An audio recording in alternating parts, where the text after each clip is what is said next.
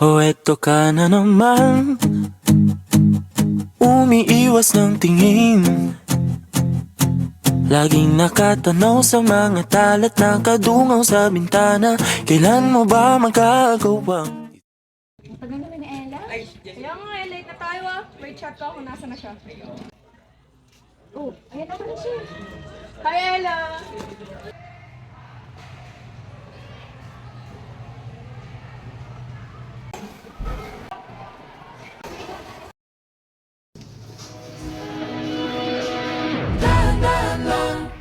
sa gitna man ng daan?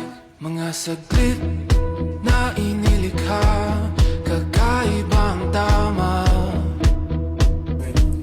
ng sinag sa iyong kuti. Tanggap mo doon ng agad ang sagat. From the moment I met you, I like you. Sorry, but I don't like you. Sorry, but I don't like you.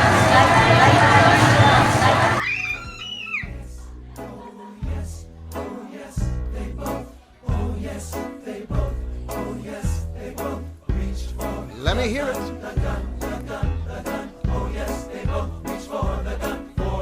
A little louder. Oh yes, oh yes, oh yes, they vote. Oh yes, they vote. Oh yes, they vote. Oh yeah. Oh yes, they vote. Now you got it.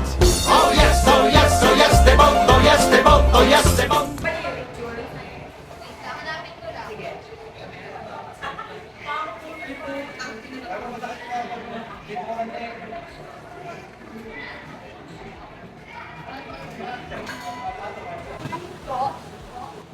Umupo ka muna. Yeah, napag-desisyon na ng school at tanggalin ang iyong scholarship dahil sa rumors na kumakalat na to sa'yo. Hindi ka deserving sa scholarship na to. Pero ma'am, that makes no! Masisira ang reputasyon ng school pagka pinayagan pa kita. Pero ma'am, hindi totoo yun! I said no. Here you go. Ma'am, scholarship may nakasalalay dito! Yan po yung Wala ka nang magagawa, patuloy mong sisirain, basahin bawat kaluluwa, pagkumot ng panaginip ang nagpapagayang gagawa, patuloy mong sisirain, basahin bawat kaluluwa, pagkumot ng panaginip ang nagpapag-isip.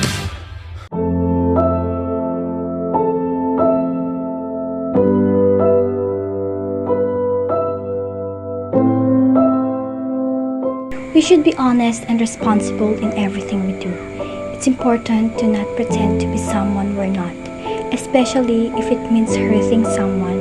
We should always think about how our actions will affect others before we do something. By being honest and taking responsibility for our choices, we can build trust and respect with others.